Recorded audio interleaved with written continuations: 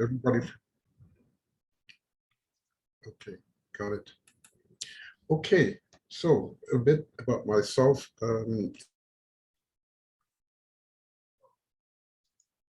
Yep.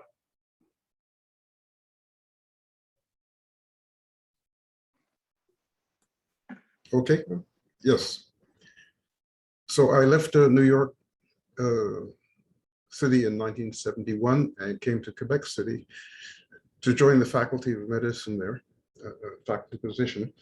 And in there I started the first N-scale layout, an industrial switching layout. I've been modeling in N-scale for almost 50 years. I didn't complete that layout. I was busy working. But in 1992, I retired and we moved to Toronto and moved into a house in Toronto with the family. And in 1997, after the children had grown, we moved to a townhouse in downtown Toronto. And by then I decided it was time to start a second N-scale layout. When I did this layout, the track plan, laid the track, I had no idea of prototypical operations. I just knew I wanted to design a reasonably good industrial switching operation. But in the meantime, I was rail fanning around Toronto, driving around, looking at tracks, looking for train activity. And one night, when I had the layout tracks laid, I happened to look at a street map which showed the railways, and it suddenly struck me that this would be an ideal fit for the CN Weston sub. So in 97, I started the layout. I had been looking at trains in the area for a while. So today I will first show the prototype industries, talk about them and when they were rail served. Then a bit about the layout, briefly about the layout. And then we'll have a look at some photos of the actual rail served industries and compare them with what I modeled. I'm modeling on the layout of the late 1980s, specifically summer 1986. One of the advantages of having the prototype nearby, I could go back each time, have a look, take more photos if I wanted, rely on the color of the grass in the summer, the streets, the appearance of the industrial streets, signs, ballast, and everything. In other words, the prototype was right there for me. And then finally, we'll talk a bit about how we operate on the layout. A bit about the history of the layout, of the railway. CN Weston Subdivision began as the Toronto and Guelph Railway, which started in Toronto, and they were heading for Guelph. By 1856, the railway was taken over by the Grand Trunk. In 1923, the Grand Trunk became part of Canadian National. And the next step was in 1965, when the Brampton subdivision was subdivided into the present Weston subdivision, which ran from downtown Toronto, from Union Station to about 17 miles up to the Halton sub. Actually, in 2009, the Western sub was taken over by the Ontario commuter line called GO Transit. And at present, there is a fair amount of passenger traffic. There's the GO line, the Via trains, and an express train from Union Station to Pearson International Airport. But there is one daily freight which still runs at night. It starts out at 9:45 and goes to the industries on the Western sub. And there's an exchange with the CP track. There's no through freight traffic on the line. or on the layout for that matter. So this is showing the Great Lakes District, and this small section here, this faint line, is the Weston Sub. And what I'm modeling on the Weston Sub is all of 12 miles of that, about 18 kilometers, and the Macmillan Yard. So if we have a look at the map, this map is slightly skewed when I tried to enlarge it, but I've outlined what is modeled now. The first layout, which was from 1997 to 2015, this section was modeled from about a bit past Malport up to the CP interchange. And it is here that there are the industries, a fair number of which are still active and still being served by rail. In 2015, because of some mobility problems, we had a lot of stairs in the townhouse, and I was having problems with the knees. So we sold the townhouse and we moved into condominium on the 31st floor of a building in downtown Toronto. And I looked around for a place to model the layout. And my wife and I looked at the unit we bought on the 31st floor. We realized it was not a good place to have a layout, not only for the mess involved and the space, but also every Wednesday I would have a group of 4 or 5 people over. So I thought maybe I would join a local club so I could have some modeling. But my wife suggested, in fact, why not buy another condo in the same building?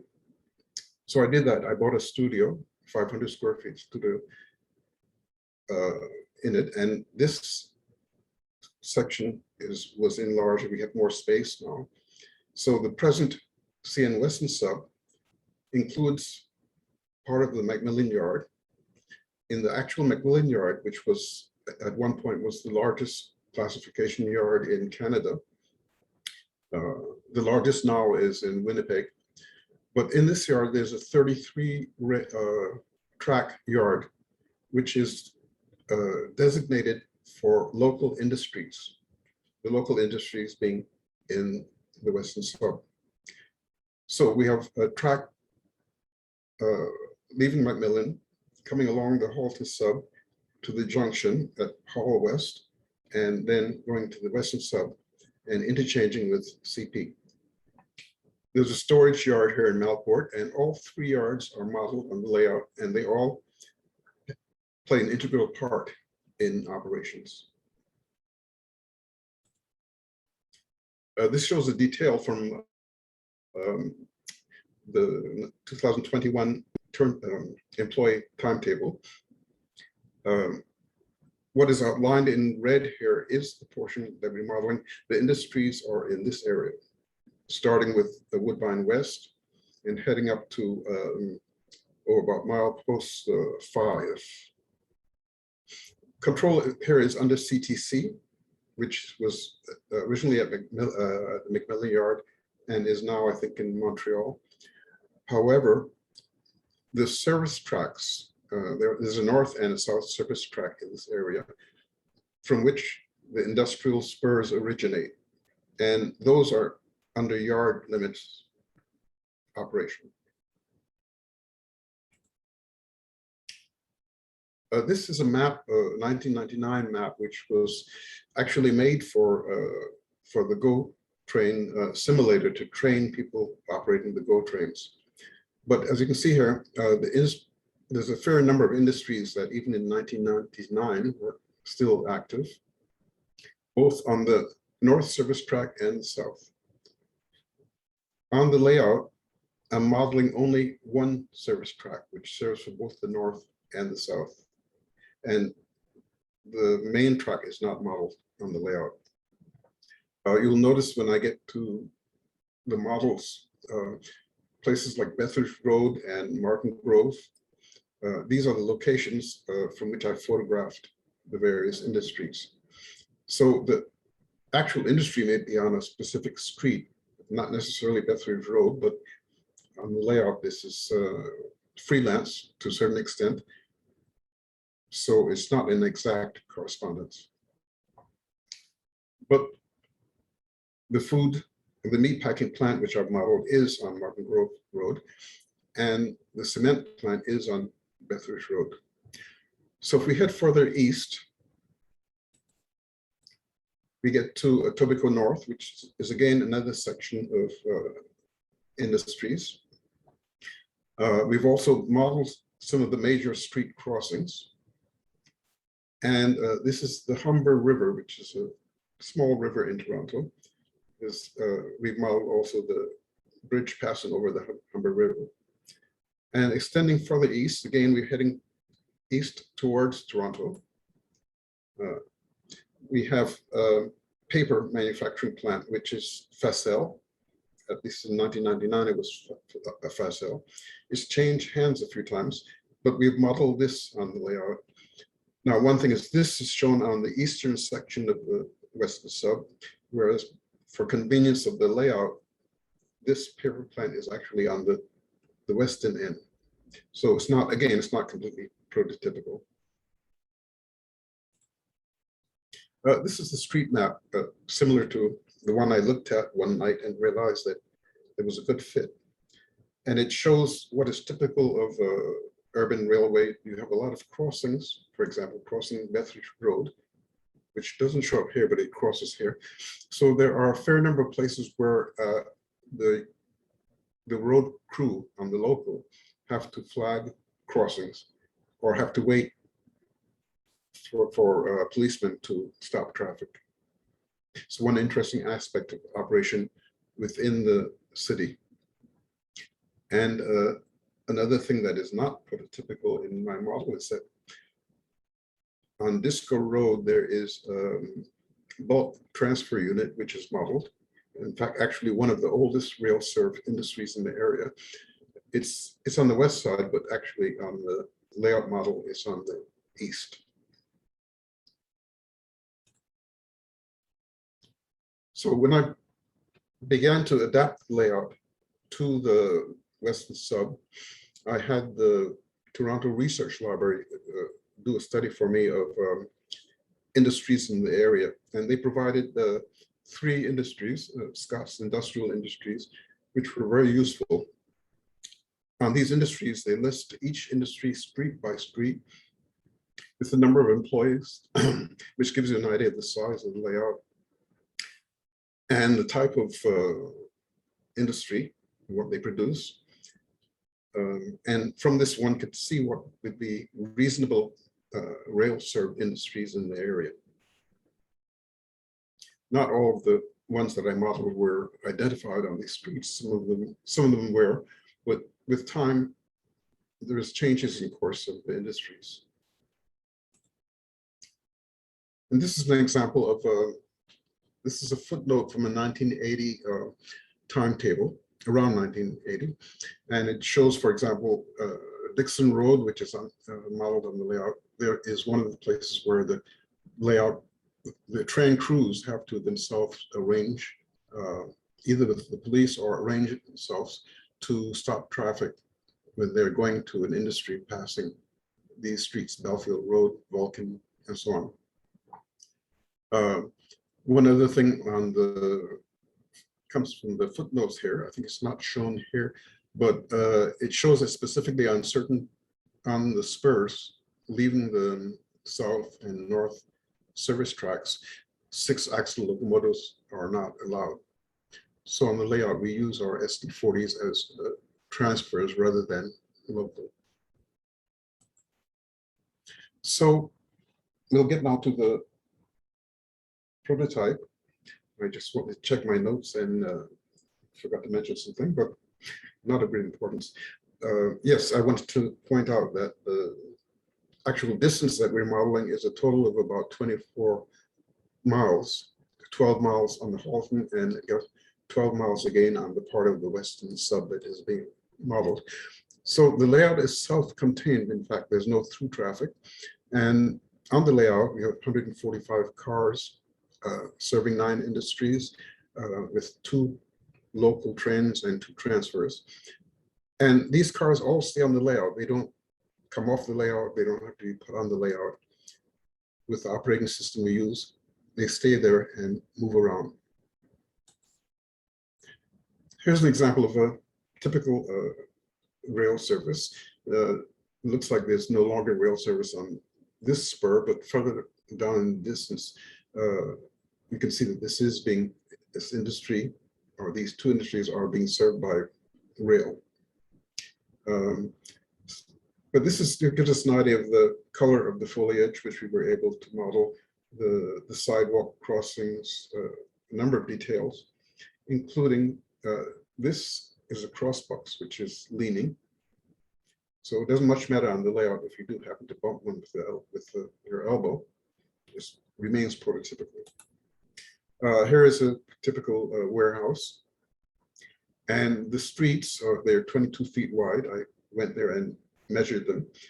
And there are no lane markings. So we replicated this on the layout. This track is going towards the meatpacking plant, which is further up here. And one sees often those Procar tank cars, for example, being taken across here. And I've seen them with caboose also in around the year 2000. Again, typical of the area modeling with homes, small businesses, and trucks going across the street. This is Facel, the paper manufacturing plant, which uses scrap paper and produces well, paper towels and all sorts of paper products. This spur looks like it's not being used, but when I first looked at this, when I was rail fanning in the early years, was still being used. There are two spurs going into this industry. And this would be the north service track. This is one of my favorite areas to watch freight movements. I've watched these pro cars being taken in across the street with the crew stopping traffic. This is St. Helens Meat Packers, which is modeled on the layout under a different name. It's no longer there. This has all been taken down, and there's now condominium here. But it was a nice place to watch, and conveniently next door to where I was watching was McDonald's. This is the building which I stole to use the design for the metal manufacturing plant. And actually, it turns out that this is a producer of glass, as a glass making plant.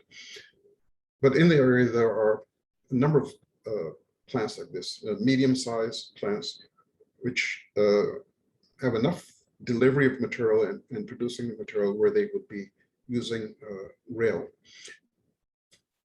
But as time goes by, more of these are using truck for transport. And last is a picture of one of the 4 or 5 batch plants in Toronto. These are batch plants that is, they mix different types of aggregate with cement to make concrete. This one is on Bethridge Road, and this one is modeled on the layout. So in 2015, we moved to the condo, and this is the studio I bought. It's 500 square feet. The entrance is here. The colored area marks the layout in itself. We had lots of room, which allows for nice wide aisles. This aisle is more than 4 feet wide, more here, and a nice space for a crew lounge, complete kitchen for our Wednesday lunches. And the window here is a full floor-to-ceiling window, and there were certain restraints in building this section, which I'll discuss about the building. But we have about 350 square feet of space for the layout. This was about 25 by 17 in this area. Of course, I could not have built this layout by myself. The first version was built from 1999 to 2015.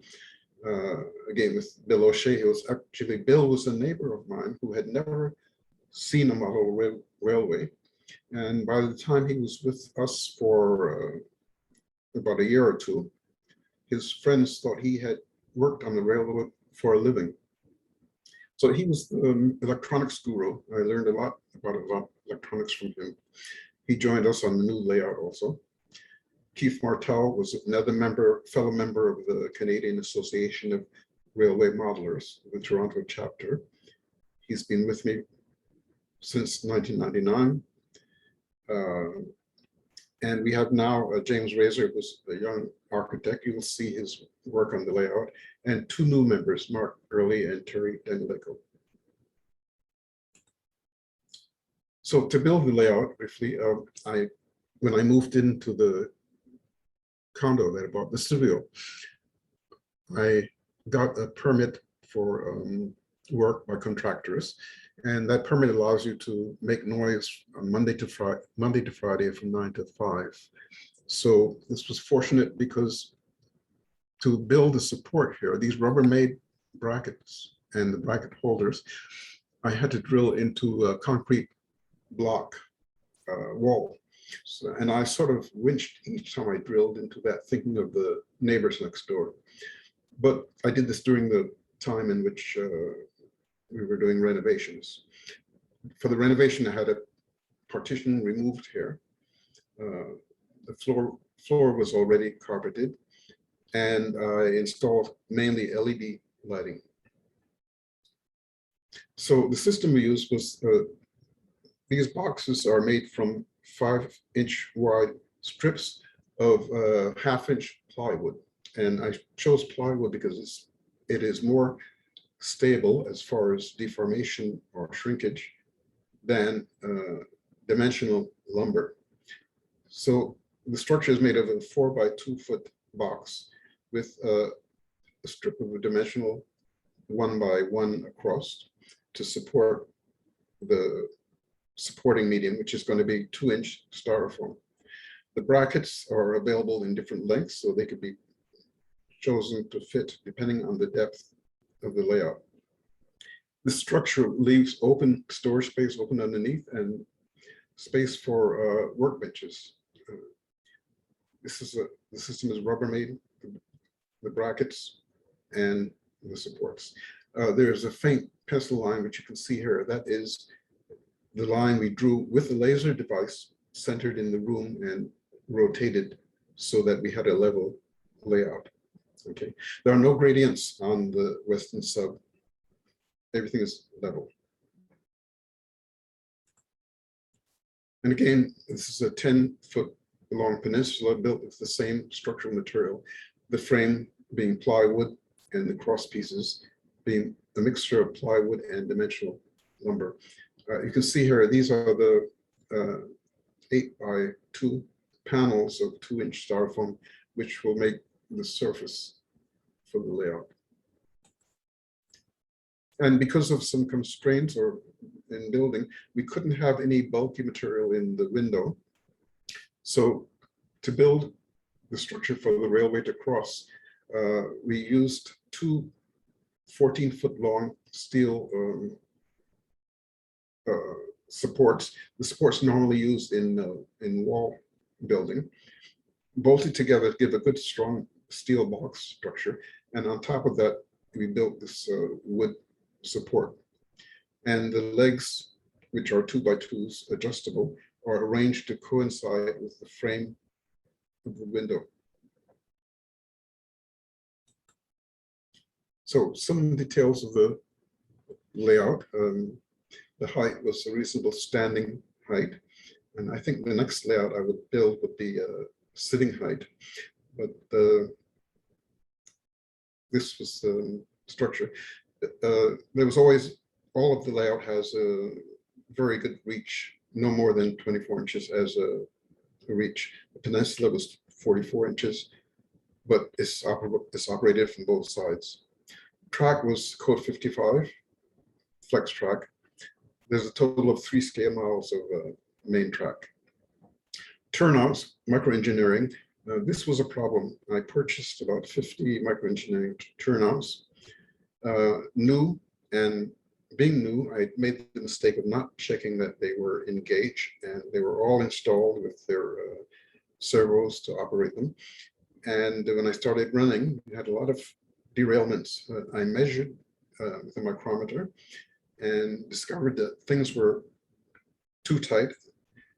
I reported this to microengineering, and they agreed. They found that their mold that they were using to cast the stock rails had been worn to the extent that the stock rails were coming out too thick.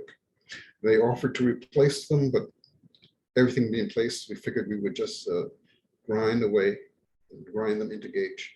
We spent 2 months doing that, and I'm still doing that. But as they break, which they do, I replace them with Atlas number 7.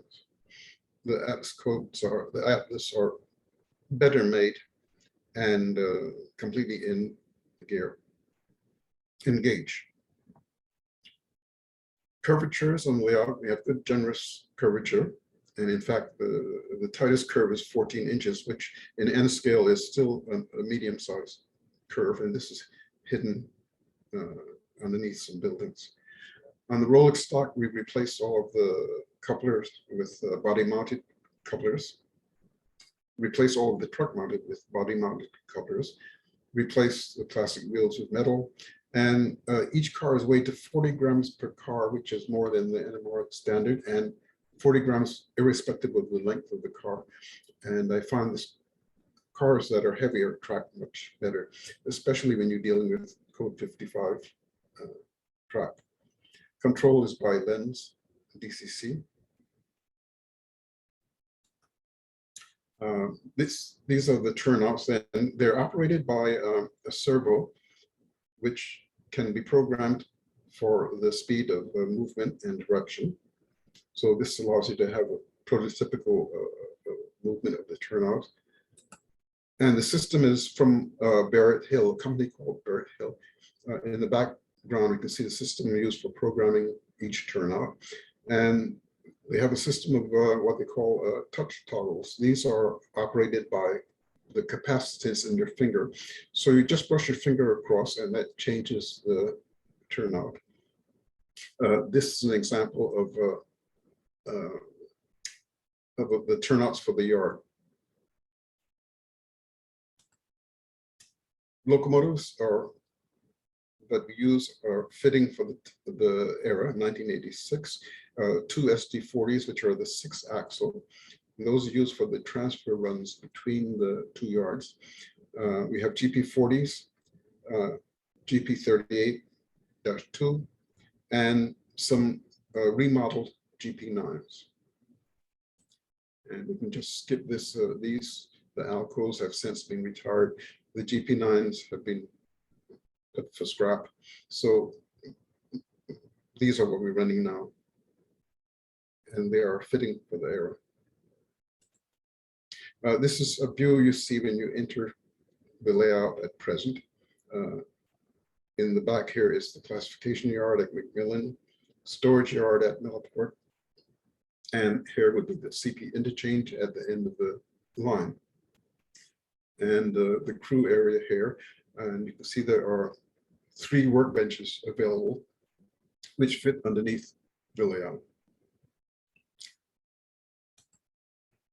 So the models. And this is a sample of the work of James Razor, who is the architect. And note, this is N scale, and he gets an enormous amount of detail into these and well made. This is a view that you would see riding on the Western Sub on the GO train or via as you go along. The fence is modeled after the actual photo. Just to give an example of what James has done.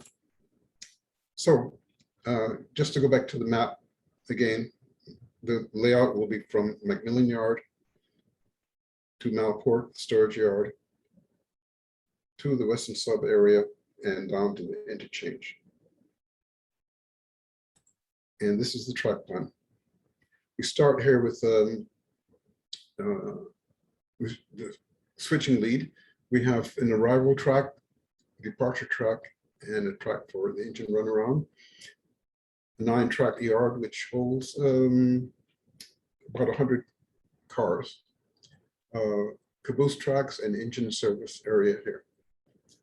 So the locals, we run 2 locals going to the 9 industries.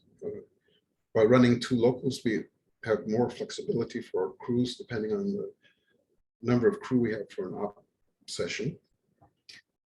The trains, the local will first pass a warehouse, then a scrapyard, trailing here, and then across to the main industries in Rexdale and Etobicoke North. Transfer runs go from Macmillan Yard to the interchange, London Yard.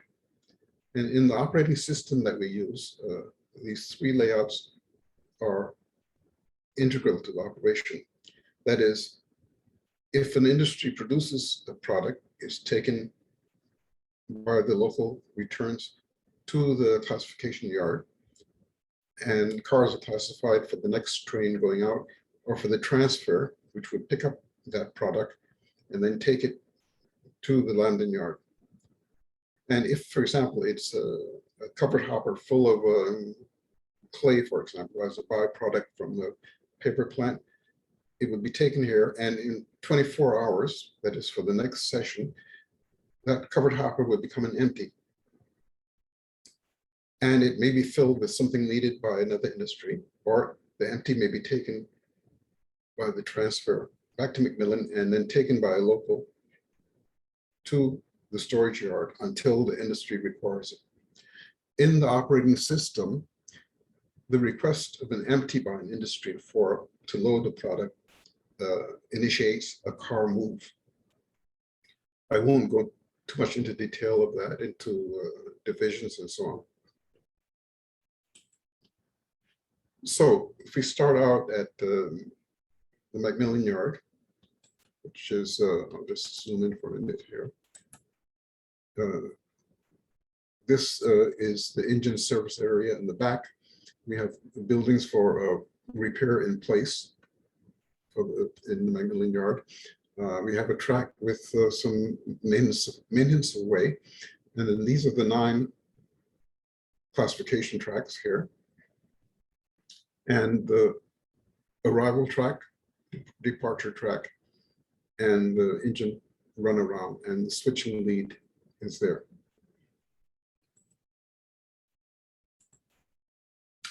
The next step, the next station after Macmillan Yard is the warehouse. This is just a small portion of the warehouse. Actually, this is where trucks are unloaded, but elsewhere on the layout is where the main buildings are located. And the scrapyard. Again, this is the work of James Razor. He photographed during a trip on the GO train of the background of the scrapyard. And this is the details of the scrapyard that he built.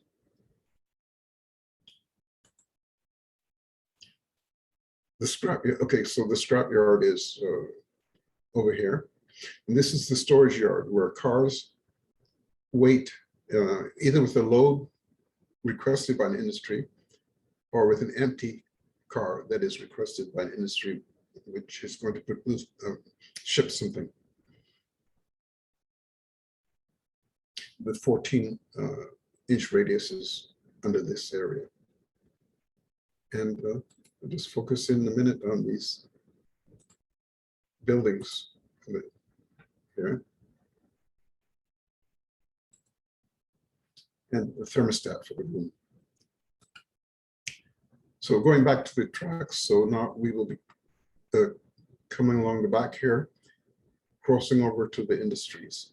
And by the way, there are 2 reversing loops here and on the peninsula, reversing loops. So this is crossing the causeway across past the window to the paper manufacturing plant. The 3 buildings here. Then to a petrochemical plant. Now, I should point out that, in fact, 5 of the 9 industries on the layout were modeled after photos of an actual layout. 3 of them were based on industries in the area, but not exactly in the area that we're modeling. That is the scrapyard and the warehouse. There are many warehouses in the area, but the warehouse we model is not a specific one. Whereas the 5 industries that are from prototype are actually existing on the streets we mentioned. So this is a petrochemical plant, which is not, there is none in the Western Sub or in that area. This is based on photos taken elsewhere in Ontario. But it was nice to have. And that's the freelance part of this. This portion of the layout, this little petrochemical plant, is only 13.5 inches wide. This is the metal manufacturing plant on Dixon Road. This building is the building which I purloined, which was actually a glass plant, but I used this model from the photograph for the metal manufacturing plant. In the background is the Lambton yard, the CP interchange, and some more of the houses built by James. This section of the peninsula is the meat packing plant. We have in the rear here the administration and laboratories, the storage tanks, which we saw in the photograph, a section of cold storage and for the manufacturing, and a freezer. And these are numbered doors, and on the fascia are indications as to which cars go to which doors. Reefers here, and frozen goods, another door. This is for clean out of tanks, unloading on this track back here of covered hoppers, supplies, and powerhouse, oil-based producer of steam for the plant. So this is a model based on St. Helens meat packers. And then we have this food industry, which was modeled after Lipton's, which was a subsidiary of General Mills, which is on Belfield Road. There are, for example, in the footnotes of the timetable, we see that locomotives are not allowed in this building, and some indications of a close tolerance, a warning for cars going into the building. And this is the cement plant. It produces specialty cement and cement structures, including cement-lined pipes. At the time of the photo, this was not complete. There is another batching plant which is built on this side. This is one of the service tracks serving the cement plant. And finally, this Northwest Freight Transfer, the bulk transfer unit, this is the one which is on Disco Road and is one of the oldest of rail-served industries on the Western Sub. We have here a weigh scale, for example. And finally, the Lambton yard, which is the exchange, where loads become empties and empties become loads, where things leave and come onto the layout. So we will finish by talking a bit about the operations. This photo is actually in 2014 on the first version of the Western Sub with some visitors. And this is the last part of the operations instructions which I send out. So for operators, especially new operators, they are received by email first, a track plan and some information on the industries, and they receive a one-page instruction for operations, of which this is a part.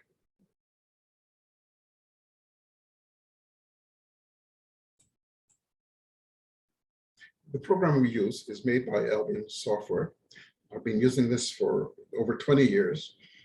It's a great program.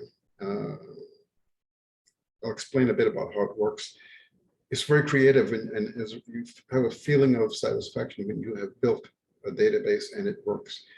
So the program itself has a number of sections on the database. You enter for each industry the type of car it needs for an individual product, what it ships, what the industry receives, how many empties at a time, the frequency of delivery of empty cars, how much space you have on the spur, for example, and all of these, along with other items, determine the degree of activity.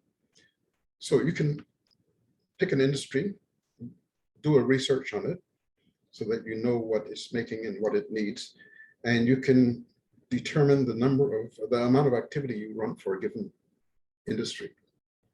So when you first set up the program, you enter into the database what you have and what you have decided, what frequency it takes to empty a car, for example, how many hours to unload a car before it becomes another load, how many empties you want for a particular product, and so on. You enter that, and then you run this ancillary program, which is the balancer developed by Jean Piquet. And when you enter this, you will check with the balancer. The balancer will look at your data. It will run through many iterations rapidly, and it will give you a score. Now, when you have even one industry producing a few products, it gets very complicated to keep track of the balance between what you're producing and what is being taken by another industry. For each product that your industry is making, there has to be an industry that is needing that product. And you have to balance the amount between amounts produced and amounts required.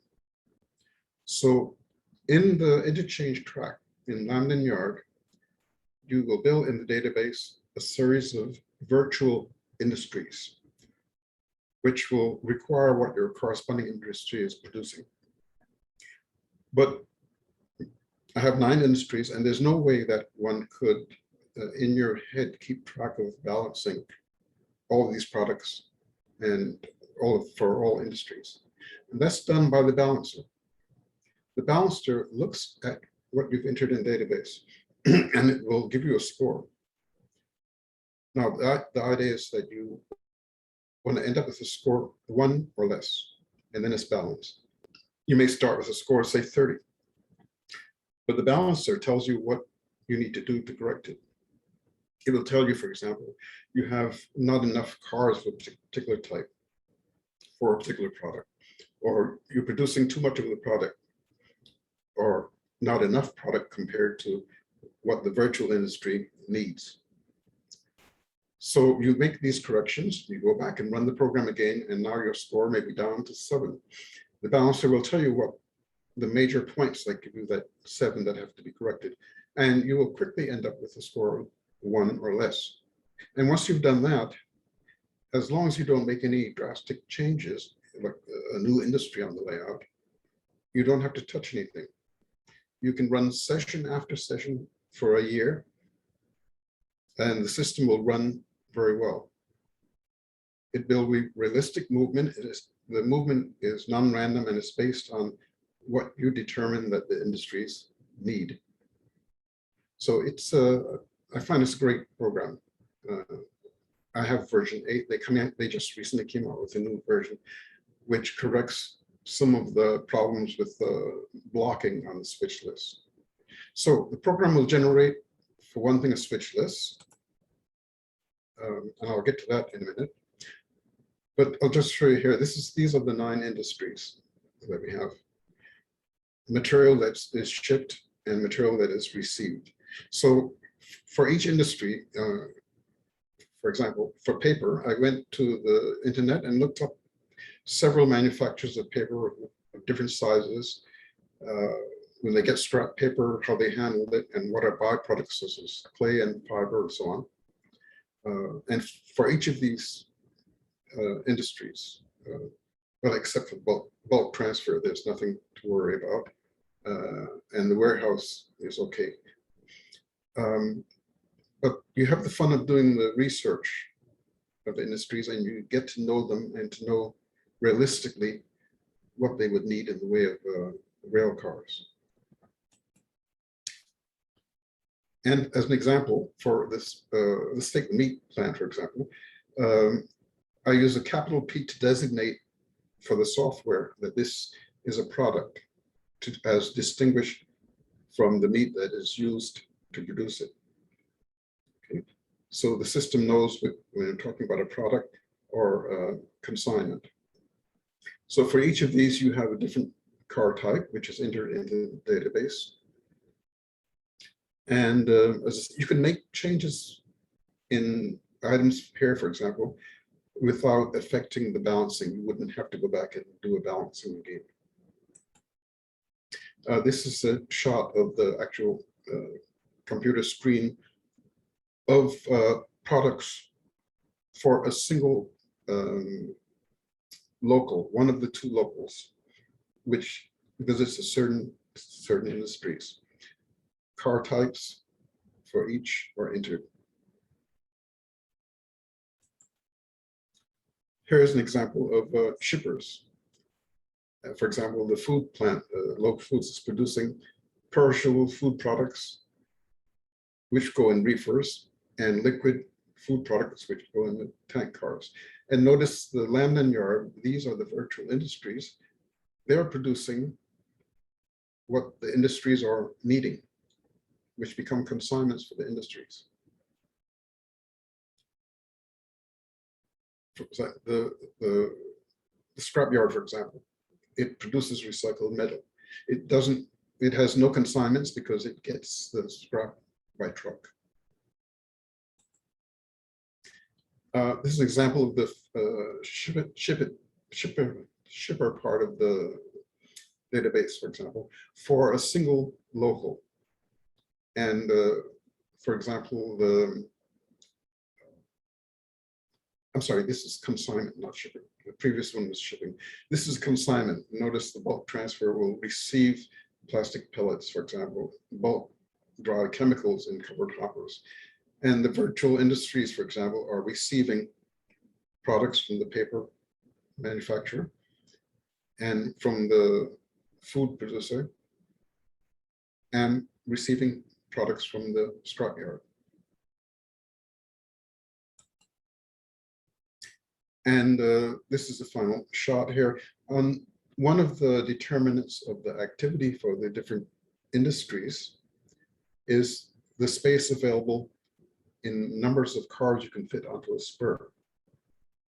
And these may not be the exact numbers. For example, the scrapyard, I can accommodate 8 gondolas on the track, but we use 4 as a control on the degree of activity of the scrapyard. So by adjusting the numbers here, you can adjust the activity of an industry. The sidings, these are rail numbers for the sidings. The yards, again, the Macmillan Yard can hold over 100 cars, about 110.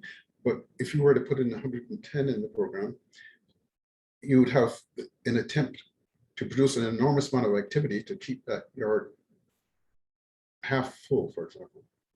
So again, you control the operations by the numbers here. The numbers are useful also so that I can balance the 2 locals. I wanted 2 locals so that I could have either 2 people operating a train, if I have 8 people, and 2 on the transfer runs, and also 2 in the yard, building it, breaking down trains.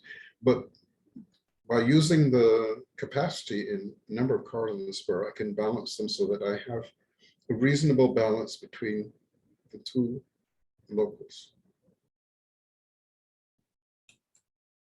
And here, from the schedule part of the program, is the sequence in stations that are visited by a local. And this is a Martin Grove turn, this local. We'll head from Macmillan Yard to the meatpacking plant. And on return, where it's a trailing point, we'll go to the cement plant, metal manufacturer, and the petrochemical plant. Each train will carry between 12 and 20 cars. So that's another reason for having more than one local, because if you had one local, it could not carry enough cars to deal with all 9 industries. So this train returns with products from the industries, and this is a transfer run. In keeping with the CN designations, the locals are with an L, and it's the 500 series. 500 are for mixed freights, and the transfers are the K 500 series. So you'll be running one local followed by its transfer. And this is the other local going to Belfield. We're stopping at different stations, and its transfer. So the system gives you a switch list. And in switch list, we have the road name, the last 3 numbers of the car. I've included a color code, so it's easier to recognize cars in the yard. The AAR designation, the lading, and you would receive this, you would look at it, study it, and you'd see that you have 10 cars going to Dorney's Meat, Lafarge, and Eat Metal petrochemical plant, and you would block the cars accordingly. Either if you were running a local, or if someone is operating the Macmillan Yard, this will be the basis for making up a train. And the person running the local would receive this switch list, and then they would head out for delivery to the industries. There's often a discussion in N scale with recognizing cars, because the prototype also has numbers on the roofs. We've put with the dry transfer set, we've put numbers on the roofs of all of the cars, and larger numbers of the last 3 numbers, again, on the sides of all of the cars. So they're easy to recognize. One reason for putting it on the roof is that in the yard, the space between yard tracks is prototypical, so the cars are fairly close together. So you can't really see the numbers on the side until you pull out your string of cars. But you can look on the roof and identify. At each station where there's an industry, on the fascia are instructions for which track to spot the cars, and in some cases, which door of an industry to spot the cars. So let's have a look at the route quickly. Some examples. This is the Martin Grove. Would start out here at the Macmillan Yard on the departure track and head straight for the first industry, which has a trailing point, which would be the meatpacking plant, Martin Grove. Then to Bethbridge, to the cement plant. Then on the way, return to the metal producing plant and the petrochemical, and then head back. The other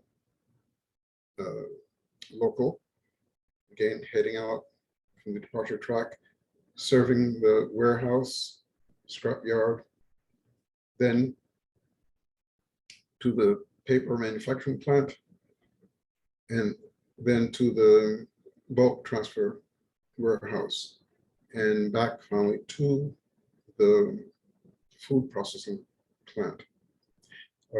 In the food processing and the meat packing plant in this area, there is also a 44-tonner locomotive, which, if we have sufficient operators, you can have a separate operation where the locals do not switch these 2 industries. The cars are dropped off on convenient siding, and the 44-ton picks up and switches these 2, which allows for another operation. And finally, and I'll finish quickly because of time. At the arrival in the McMillan yard, there's a yard arrival list, which is printed out by the program. And on this, it gives you the next destination, which is here. And you will be breaking down the train, either the yard crew or the local crew. There are 10 or 12 cars they bring in will be broken down and put onto the corresponding track, which will be for the next train, so that when the next train is being made up, we don't have to cherry pick the yard, the 9-track yard. The tracks are assembled according to the industries. For example, the bulk of material is usually going to the interchange. So we have 4 tracks designated for that, either the interchange or the storage yard. And the industries are distributed on these tracks depending on the space and depending on the activity of the industries. The 9th track is for overflow or no next destination, which you have sometimes. So with that, I will conclude and say that here's my contact information, which is also available on the OPSIC site on the registry of layouts. And visitors are welcome. We hope to resume operations probably in January, depending on how the operators feel. So if anyone is local and interested, just get in touch. And thank you for your attention. And okay, I'll pass it on to Eric. Any questions? There's a few. Do you have any neighbors or rail fans that watch your layout through the windows? No, we're on 16th floor. No, and in fact, I tend to keep the blinds closed because in summer, I found the heat is too much for the track on the that goes across the window. But no neighbors watching. I may watch the neighbors when I'm not operating, but no neighbors. I was going to say the Rubbermaid shelving brackets. I've actually got those in my basement, but I had the benefit of, well, not having to file a permit and having wood studs put in when we finished the basement, just for that reason. So Oh yeah. I can only imagine how much effort it was to drill into concrete. Oh yeah, I had a hammer drill, and as I said, I winced thinking of the neighbors, but at least it was doing a permission for a permit for renovation. Yeah, yeah. Just some nice comments, some thank yous, and so on in the chat section. Thank you. No questions per se. I did see a couple of people trying to take pictures of your slide deck. Would you mind, if it's okay with you, if you send me your slide deck, I'll put it up as a PDF up on the OPSIG site. Is that okay? Sure. Yes, be glad to. Yes. Okay. And for everybody who was trying to screenshot or whatever, yeah, you'll get a nice clean picture, because there were some really nice industry arrangements there. Okay. Thank you. And if anybody wants to, they can contact me directly if anything else that they would want, maybe other photos. I have lots of photos of the area. There are a lot of other industries which I didn't model on this section of track, on this Weston sub. All righty. I'm gonna say thank you for sharing. Thank you for presenting today. Stop the recording. Thank you very much. Okay.